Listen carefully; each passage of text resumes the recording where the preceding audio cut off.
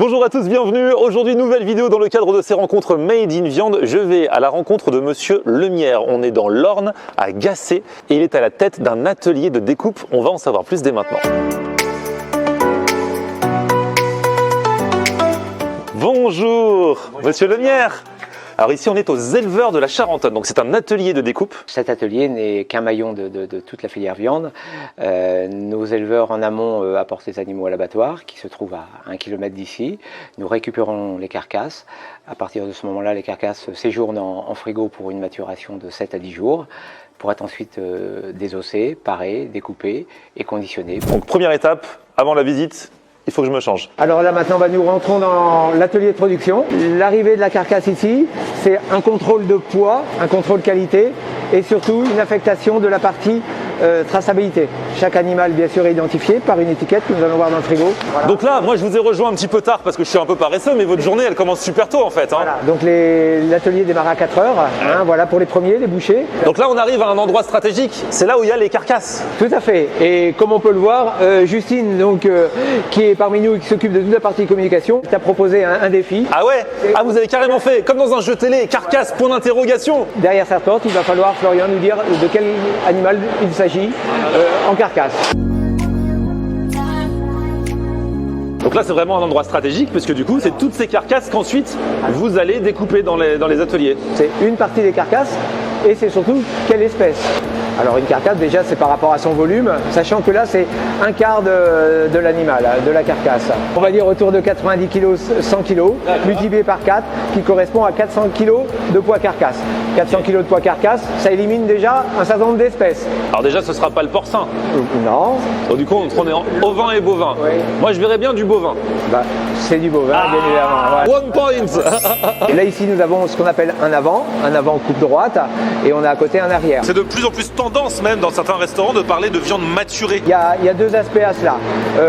Nous on va parler plutôt de conservation et de maturation de la viande, mais elle est entre guillemets, elle est très encadrée. Nous allons garder les arrières entre 7 et 10 jours pour que le gras diffuse ses propriétés au niveau musculaire pour avoir ce qu'on appelle le bon goût de viande. Voilà. Quand on parle de viande maturée dans les restaurants, où là ils vont pousser beaucoup plus loin, on va tendre vers une viande qui aura plus une notion de gibier, hein, voilà. Elle aura plus de goût, plus fort. Plus fort, voilà, tout à fait.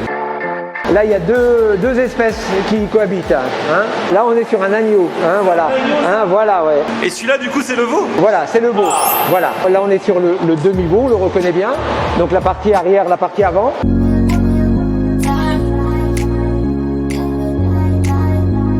Okay, on a vu Léopold en tant que désosseur et Philippe, il est ce qu'on appelle pareur.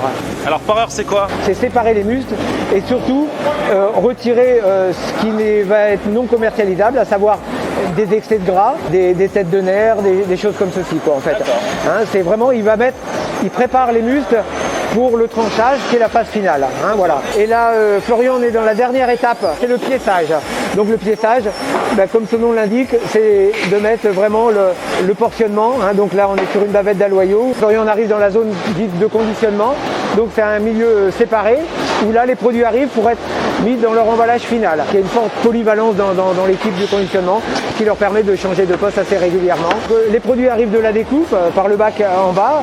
Chaque produit identifié va être envoyé sur la bonne ligne de conditionnement en fonction de sa destination finale pour être envoyé après sur les lignes de conditionnement. Grâce à ce système, on a vraiment la traçabilité de chaque pièce de viande et après on peut l'étiqueter quoi. Là, les produits sortent du conditionnement, donc avec leur label, elle relie le code barre qui va lui permettre justement de récupérer l'ensemble des informations traçabilité.